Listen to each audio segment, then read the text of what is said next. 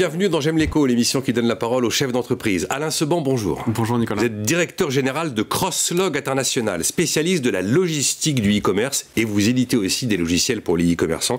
En fait, vous proposez aux entreprises d'externaliser la logistique de leur vente en ligne. Alors, logistique vraiment au sens historique du terme, c'est-à-dire que vous avez des entrepôts où vous stockez la marchandise de vos clients, gestion du transport des marchandises de vos clients, hein, y compris ceux qui ont leur propre organisation logistique, mais qui font quand même appel à votre expertise, car elle est là, et l'informatique, un extranet de suivi, de gestion de commandes, de préparation des commandes, un outil d'étiquetage, de traçage des flux de colis. Donc je suis une PME qui vend sur Internet, Alain, et vous allez pouvoir vous occuper de tout. Jusqu'au dernier kilomètre. Exactement.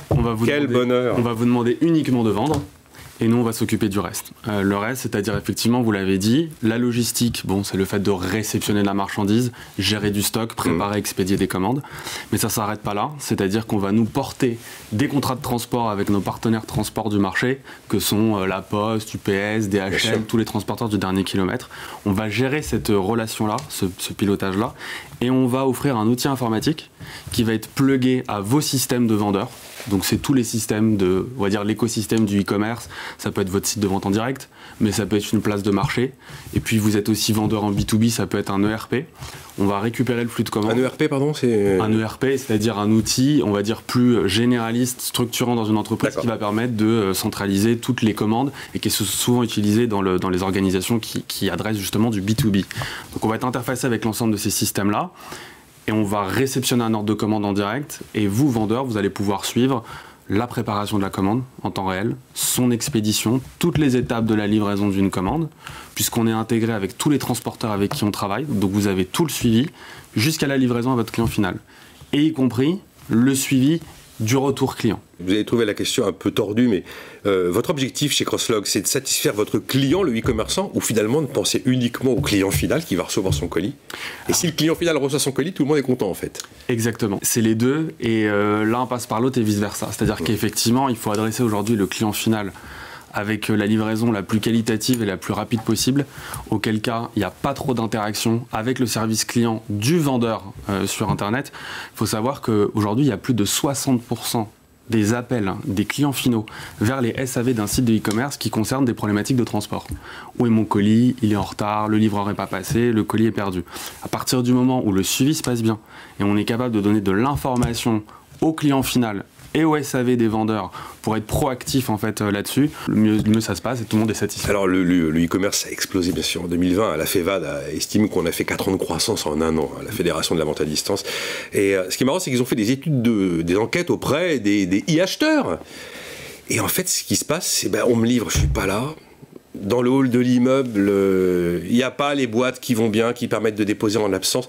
Et ça, en fait, c'est pas votre problème à vous, parce que c'est pas vous qui allez le régler, mais ça devient un vrai sujet. Alors vous dites, c'est pas notre problème. En fait, chez Crosslog, ça le devient. Ça l'est, puisque notre promesse est justement d'accompagner là-dessus. Il faut comprendre que nous, ce que l'on fait au niveau du dernier kilomètre, c'est quoi? D'une part, on massifie des envois, des millions de colis, ce qui nous permet d'avoir les meilleurs tarifs et d'en faire profiter nos clients. Éviter de faire voyager un camion avec 3 cartons dedans. Exactement, d'aller massifier du flux.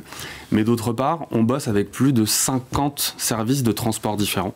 France, Europe, Monde. Et donc ça nous permet, nous, d'aller mesurer, faire des statistiques sur les délais de livraison, la qualité de la livraison, le succès de ce qu'on appelle la première présentation, c'est ce dont vous parliez à l'instant, et d'aller orienter le colis en fonction du destinataire, en fonction du code postal où on va livrer, en fonction du poids du colis, d'aller choisir le meilleur transporteur. Parce que tel transporteur peut être bon dans le nord de l'Italie et pas du tout dans le sud, et vice-versa. Donc on peut découper un plan de transport, et notre objectif, c'est d'améliorer l'expérience client pour le dernier kilomètre. Vraiment, ce dernier kilomètre, le diable est dans les détails. Alors, il y a plein de tendances à mettre en avant. Bon, la très forte croissance, je le disais, 4 ans de croissance en une seule année pour le e-commerce. Vous avez réussi à suivre, vous vous attendiez à ça, vous aviez les moyens de répondre, parce que c'est... Alors pour vous, c'est le bonheur, c'est de l'activité, mais il y a un moment où on est noyé, quoi. C'est exactement ça. C'est-à-dire qu'on ne se plaint pas parce qu'on fait partie des privilégiés durant cette crise, clairement. Après, ça a été un formidable stress test pour l'organisation. On s'y attendait pas, notamment le premier confinement, où il y a eu une explosion des volumes, c'est-à-dire que c'était un mois de décembre, pendant la période qui est normalement la plus creuse de l'année, avec un certain nombre de contraintes sur des chaînes de production, mettre en place les gestes barrières, c'est pas quelque chose de forcément facile. J'y ai pas pensé, mais oui, ça doit être coton. Ouais. Et également la problématique au niveau du dernier kilomètre, où il y avait besoin de faire preuve d'énormément d'agilité. Je vous donne quelques exemples, c'est-à-dire que vous aviez des transporteurs pendant le premier confinement qui du jour au lendemain nous disaient demain on livre plus le Grand Est. Ou bien tel et tel code postaux, les bureaux de poste sont fermés, donc la mise en instance des colis en bureau de poste est fermée en plus. Et c'est là où nous on a fait jouer toute notre agilité autour de notre outil informatique, qui est un outil aussi qui permet donc d'aiguiller le transport en fonction, je vous ai dit, d'une destination, d'une typologie de colis. Et on s'est mis d'accord avec les partenaires de transport et on a dit quel volume vous voulez pour aller livrer quel endroit. Et on a permis, nous, à nos clients, de continuer à livrer en fait partout en allant jongler vraiment au jour le jour. C'était parfois, c'est à minuit, on recevait un email et puis on modifiait les plans de transport pour permettre de continuer à livrer et permettre à nos clients de continuer leur business, notamment les clients qui, pendant la crise, avaient à la fois, par exemple, des enseignes, des réseaux de boutiques et du e-commerce. C'est vrai que c'est une période où ils étaient ravis de pouvoir continuer à adresser leurs clients. Alors il y a plein d'enjeux, mais je ne vais pas m'arrêter sur tous parce que ce serait un peu trop long. Bon, le e-commerce transfrontalier qui se développe, notamment vers le UK, ça je sais, c'est quelque chose sur lequel vous avez beaucoup travaillé. L'innovation, où est-ce que vous mettez l'innovation dans un métier ancien? Vous faites un métier ancien, enfin ancien, non, vous avez tout digitalisé, vous avez Crossdesk qui est votre logiciel maison, et évidemment vous êtes dans l'air du temps, mais vous la mettez où cette innovation?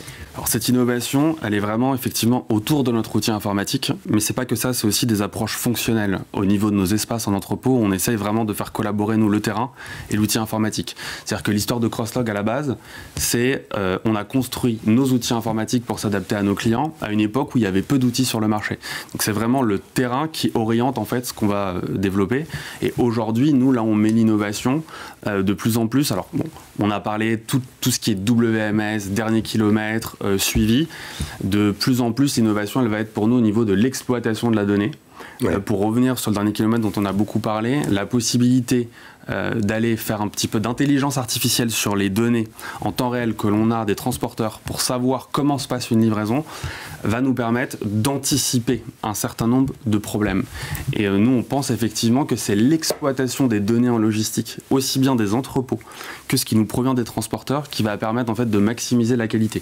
Mais pour faire tout ça, la donnée, il faut la prendre, il faut la traiter correctement et mettre en place derrière les applications qui vont permettre de résoudre ces problématiques. Dernière tendance sur laquelle je veux vous entendre, vous avez forcément un enjeu écologique, vous n'avez pas le choix, vous êtes un transporteur de 10 km. Vous l'avez installé à quel endroit dans votre processus? L'enjeu écologique, il est énormément sur le dernier kilomètre, mais pas que.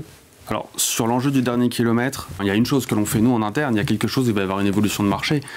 Nous, ce que l'on fait, c'est au niveau du choix des partenaires de transport que l'on a, aller repérer les partenaires qui ont l'empreinte écologique la plus faible. Aujourd'hui, la livraison décarbonée sur l'ensemble de la chaîne, elle n'existe pas.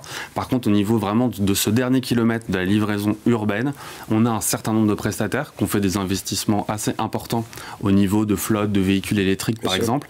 Et donc là-dessus, nous, on va choisir effectivement les transporteurs qui ont l'empreinte carbone la plus légère.